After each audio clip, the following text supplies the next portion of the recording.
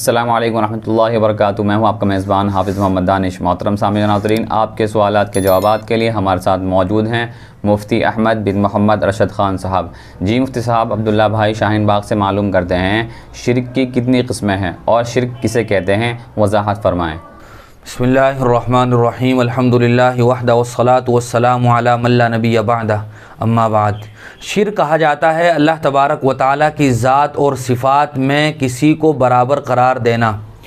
शिर्क की कई किस्में हैं। एक तो शिर्क फ़ी ज़ात है, यानी जिस तरह ईसाई हज़रात 3 खुदा मानते हैं तो वो इन 3 खुदाओं को मानने की वजह से मुशरिक हैं। यानी अल्लाह तबारक व तआला तने तन्हा इस पूरी कायनात का खालिक व मालिक है, राज़िक़ है। ये हमें मानना है कि अल्लाह तबारक व तआला सिर्फ़ एक है। और बाज़ लोग ऐसे होते हैं जो अल्लाह को तो मानते हैं लेकिन अल्लाह के साथ दूसरों को भी शरीक ठहराते हैं, उनको शिर्क फ़ी सिफ़ात कहा जाता है। मिसाल के तौर पर वो किसी बुज़ुर्ग को, वली को ये समझते हैं कि ये भी अल्लाह तबारक व तआला की तरह बहुत सारी चीज़ों पर कादिर हैं। यानी जिस तरह अल्लाह तबारक व तआला अपने बंदों को देने पर, अता करने पर कादिर है, ऐसे ही ये भी कब्रों में सोए हुए बुज़ुर्ग या वली इस बात पर कादिर हैं कि वो हमें बच्चा दे दें, हमारी ज़रूरत को पूरी कर दें, हमारी मुराद को, हमारी आरज़ू और तमन्ना को पूरा कर दें। बाज़ लोग इस तरह समझते हैं कि जिस तरह अल्लाह तबारक व तआला सुनते हैं, जानते हैं, इसी तरह अल्लाह के अलावा दूसरे भी कुछ लोग हैं जो अल्लाह ही की तरह सुनते हैं और जानते हैं। ये शिर्क फ़ी सिफ़ात हैं। जिस तरह अल्लाह की ज़ात के साथ किसी को शरीक ठहराने से आदमी मुशरिक हो जाता है, इसी तरह अल्लाह की सिफ़ात में भी किसी को शरीक ठहराने से आदमी मुशरिक हो जाता है। और शिर्क निहायत ही बड़ा और घिनौना जुर्म है। अल्लाह की नज़र में सबसे बड़ा गुनाह है। हज़रत लुक़मान ने अपने बेटे को नसीहत करते हुए फरमाया था, ला तुश्रिक बिल्लाह इन्न शिर्क लज़ुल्मुन अज़ीम। ए मेरे बेटे, कभी अल्लाह के साथ शिर्क मत करना, शिर्क बहुत ही बड़ा जुल्म है।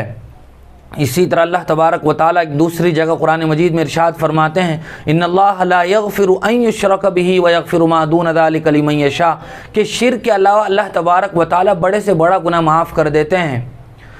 लेकिन शिर्क की अल्लाह तबारक व तआला के यहाँ कोई माफ़ी और बख्शिश नहीं है, इल्ला ये कि आदमी ज़िंदगी ही में अपने इन तमाम तर गुनाहों से तौबा कर ले, यानी शिर्क से बिल्कुल या तौबा कर ले तो अल्लाह तबारक व तआला फिर उसके साथ मोमिनों जैसा मामला फ़रमाएंगे। अगर उसने गुनाह किए होंगे तो उस गुनाह की सज़ा या अल्लाह तबारक व तआला उसको माफ़ कर दें, यह अल्लाह तबारक व तआला का अपना मसला है। लेकिन अगर कोई आदमी मुशरिक है और वो इस दुनिया से भी शिर्क ही के साथ गया है तो फिर आखिरत में उसकी कोई माफ़ी नहीं है। शिर्क के साथ एक लफ्ज़ बोला जाता है कुफ्र।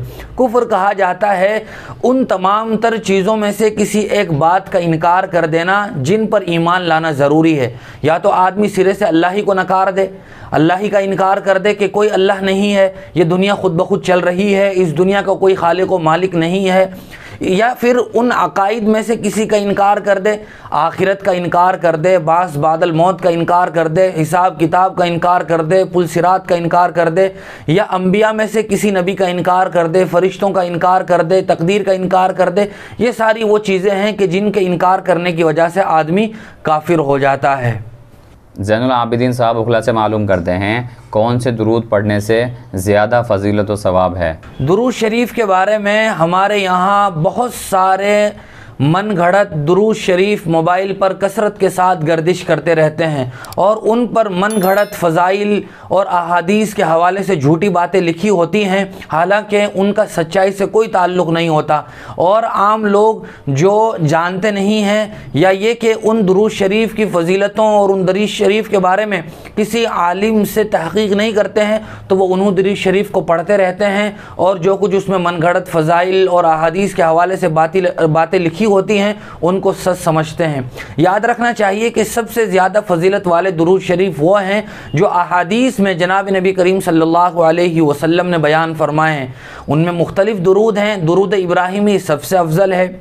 इस तरह की दुरूद शरीफ को उलमा ने जमा भी किया है, जैसे ज़ादुस सईद एक किताब है उसमें इस तरह के दुरूद हैं। हज़रत शेखुल हदीस मौलाना ज़करिया अलैहिर्रहमा ने भी फ़ज़ाइल ज़िक्र में जो फ़ज़ाइल आमाल का हिस्सा है उसमें ऐसे दुरूद शरीफ को जमा किया है जो अहादीस में मौजूद हैं।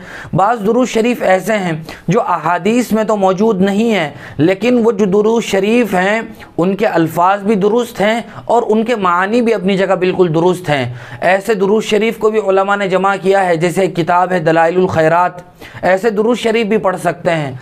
और बाज़ दुरूद शरीफ वो हैं जैसे दुरूद ताज है या दुरूद माही है, दुरूद हज़ारी है, दुरूद लखी है। इस तरह के बहुत सारे दुरूद हमारे यहाँ लोग पढ़ते हैं, लेकिन वो दुरूद बिल्कुल मनगढ़ंत हैं और उनके जो फ़ज़ाइल हैं वो भी दुरुस्त नहीं हैं। लिहाजा इस बात की कोशिश हो कि उन दुरूद को पढ़ने का अहतमाम किया जाए जो अहादीस में मौजूद हैं और अहादीस के हवाले से दूसरी किताबों में, छोटी मोटी किताबों में लिखे हुए हैं। मौलाना नसीर साहब गुजरात से मालूम करते हैं, इमाम साहब ने वलनजज़ियन्नहुम अहसनल्लज़ी की जगह अस्वअल्लज़ी पढ़ दिया, तो क्या तरावी की नमाज होगी या नहीं? अगर जवाब नफ़ी में है तो नमाज तरावीह लौटाने का क्या मसला है? मज़कूरा सवाल का जवाब ये है कि ये आयत 20वें पारे में सूरह अनकबूत में मौजूद है। वल्लज़ीना आमनू व अमिलुस्सालिहाति लनुकफ्फिरन्न अन्हुम सय्यिआतिहिम व लनजज़ियन्नहुम अहसनल्लज़ी कानू यामलून, जिसका तर्जमा ये होता है कि वो लोग जो ईमान लाए, उन्होंने अच्छे आमाल किए, तो हम उनके गुनाहों का कफ़ारा कर देंगे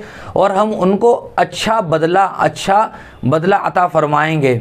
ये इस आयत का तर्जमा है। अगर कोई आदमी इसको वलनजज़ियन्नहुम अहसनल्लज़ी कानू यामलून की जगह अस्वअल्लज़ी कानू यामलून पढ़ दे तो तर्जमा बिल्कुल उलट जाएगा और तग़य्युर फ़ाहिश हो जाएगा, जिसका मतलब ये होगा कि जो लोग ईमान लाए, उन्होंने अच्छे अमल किए, हम उनके गुनाहों का कफ़ारा कर देंगे, उनके गुनाहों को बख्श देंगे और हम उनको बुरा ठिकाना अता फ़रमाएँगे, बुरा बदला अता फ़रमाएँगे। लिहाजा तर्जमा बिल्कुल उलट गया, जिसकी वजह से नमाज फासिद हो गई है। और अगर ये नमाज में इस तरह की गलती तरावी में हुई है जैसा कि सवाल में है, तो उसी रात को उन 2 रकात तरावी का इआदा किया जा सकता था, लेकिन अगर उस रात में इआदा नहीं किया तो फिर अगले दिन जो कुछ उन 2 रकातों में क़िरात की थी, उस पूरी 2 रकात की क़िरात का रमज़ान में किसी न किसी तरावी में इआदा करना पड़ेगा। लेकिन जो 2 रकातें इस गलती की वजह से फासिद हो गई हैं, उन 2 रकातों का अब कोई इआदा नहीं होगा, चूँकि तरावी नफल नमाज है और नफल नमाज की क़ज़ा नहीं होती है। और जब इस तरह की गलती इमाम साहब को बताई जाए, मुतनब्बे किया जाए, तो फिर चाहिए कि उनको मान लेना चाहिए। अगर वो मुकम्मल आलिम ना हो, मुफ्ती ना हो, तर्जमे से वाकिफ़ ना हो, सिर्फ़ हाफिज़ हो, तो अगर कोई आलिम या मुफ्ती गलती पर मुतनब्बे करे तो फिर उसी वक्त अपनी गलती की इस्लाह करके नमाज का इआदा कर लेना चाहिए, ताकि दूसरे लोगों की नमाज पर भी कोई असर न हो। क़ारी फ़ुरक़ान साहब कैराना से मालूम करते हैं, बैंक में जो पैसे जमा हैं उन पर ज़कात का क्या हुक्म है? जी हाँ, बैंक में अगर जमा शुदा रकम इतनी है कि जिसकी वजह से आदमी मालिक निसाब हो जाता है, तो फिर उस रकम पर भी ज़कात होगी। या सिर्फ बैंक में जमा की हुई रकम तो इतनी नहीं है कि जितनी रकम पर ज़कात वाजिब हो, लेकिन कुछ रकम बैंक में जमा है और कुछ रकम आदमी के पास अपने घर पे है, या घर पे सोना है या चांदी है, उन सब को मिला के इतना हो जाता है कि जिसकी वजह से आदमी मालिक निसाब हो जाए। यानी इतने पैसे हो जाएं जिन पैसों में आदमी 52.5 तोला चांदी ख़रीद सके, तो फिर उस आदमी पर ज़कात वाजिब होगी। बैंक में जमा किए हुए पैसों को मिलाया जाएगा। अब्दुल बारी साहब कमेंट बॉक्स में मालूम करते हैं, क्या दांत से खून निकलने से रोज़ा टूट जाता है या नहीं? रोज़े की हालत में अगर दांत से खून निकल जाए तो रोज़ा टूटने के बारे में ये तफसील है कि अगर किसी आदमी के दांत से खून निकला और वो खून हलक तक ही रहा, पेट में नहीं गया, तो कम हो या ज़्यादा हो रोज़ा नहीं टूटेगा। लेकिन अगर वो खून पेट में चला गया और उस खून का जायका भी महसूस हुआ आदमी को, तो फिर रोज़ा टूट जाएगा। लेकिन अगर खून पेट में गया और आदमी को उसका जायका महसूस नहीं हुआ, तो देखा जाएगा कि वो खून जो पेट में गया है वो ज़्यादा है या थूक ज़्यादा है। अगर थूक ज़्यादा हो, खून मामूली हो, तो रोज़ा नहीं टूटेगा। लेकिन अगर खून के बजाय थूक थोड़ा सा हो और खून थूक के मुकाबले में ज़्यादा हो, तो फिर रोज़ा टूट जाएगा। माज दिल्ली से मालूम करते हैं, अगर एतकाफ़ के दौरान औरत के मखसूस अय्याम शुरू हो जाएं तो एतकाफ़ का क्या मसला होगा? जी हाँ, अगर कोई ख़ातून रमज़ानुल मुबारक में आखिर अशरे के एतिकाफ़ की नीयत से एतिकाफ़ में बैठती है और एतिकाफ़ के दिनों में उसके मखसूस अय्याम शुरू हो जाए, मंथली पीरियड शुरू हो जाए, तो उस खातून का एतिकाफ़ टूट जाएगा। अब उसके लिए ज़रूरी है कि वो एतिकाफ़ से निकल जाए, क्योंकि उसका एतिकाफ़ बाकी नहीं रहा है। अलबत्ता रमज़ानुल मुबारक के बाद उसे एक दिन के एतिकाफ़ की क़ज़ा करनी पड़ेगी और उस एतिकाफ़ के दिन में रोज़ा भी रखना पड़ेगा। वो किसी ऐसे दिन, यानी जिन दिनों में रोज़ा रखना ये हराम नहीं है, जो 5 दिन हैं, उनके अलावा साल के किसी भी दिन वो गुरूब आफ्ताब के बाद, यानी मगरिब की अजान से पहले पहले एतिकाफ़ में बैठ जाए, दूसरे दिन रोज़ा रखे और फिर गुरूब आफ्ताब तक, मगरिब तक वो एतिकाफ़ में रहे, तो उसके इस एक दिन की सिर्फ क़ज़ा होगी और फिर उसका एतिकाफ़ दुरुस्त हो जाएगा। एक साहब का सवाल है, क्या गोल्ड मेडल पर भी ज़कात वाजिब होती है या नहीं? जी हाँ, किसी भी किस्म का सोना चांदी हो, आदमी को इनाम के तौर पर मिला हो गवर्नमेंट की तरफ से या किसी तंजीम और इदारे की तरफ से, स्कूल की तरफ से, वो गोल्ड मेडल हो या सिल्वर मेडल हो, अगर वो ख़ुद इतनी मिक़दार में हो जिस पर ज़कात वाजिब हो जाती है, यानी 7.5 तोला सोने का हो वो मेडल, या ये कि चांदी है तो 52.5 तोला चांदी का वो मेडल हो, या ये कि ये ख़ुद मेडल तो इतने ना हो लेकिन आदमी के पास अपना कुछ सोना रखा हुआ हो या चांदी रखी हुई हो या कैश पैसे हों, तो इन सब को मिलाकर अगर वो इतना हो जाता है कि जिससे 52.5 तोला चांदी ख़रीदी जा सकती है, तो फिर इस आदमी पर ज़कात वाजिब होगी और उस मेडल के सोने और चांदी को मिलाया जाएगा। एक साहब का सवाल है, आजकल ये मैसेज गर्दिश कर रहा है कि आज रात जो दुआ मांगोगे वो कबूल होगी, क्योंकि आज रात चांद खाने काबे का तवाफ़ करता है, इसकी क्या हकीकत है? याद रखना चाहिए कि इस तरह की बहुत सारी मनगढ़ंत बातें आए दिन सोशल मीडिया पर कसरत के साथ गर्दिश करती रहती हैं, लेकिन याद रखना चाहिए कि इस तरह की कोई बात शरीयत और सुन्नत में मौजूद नहीं है।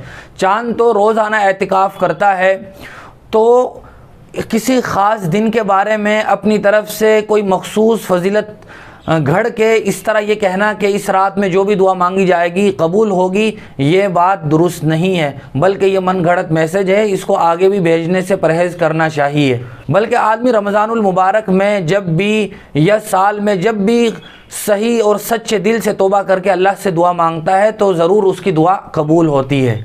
बहुत शुक्रिया साहब आपका। इसी तरह की मज़ीद मसाइल की जानकारी के लिए आप हमारे दारे अरकम यूट्यूब चैनल को सब्सक्राइब करें, वीडियो के नोटिफिकेशन के लिए बेल आइकन को दबाएं, वीडियो को लाइक करें, सदक़ा जारिया की नीयत से वीडियो को शेयर भी करें और इसी तरह अपने सवालात हम तक पहुँचाते रहें। जज़ाकल्लाह।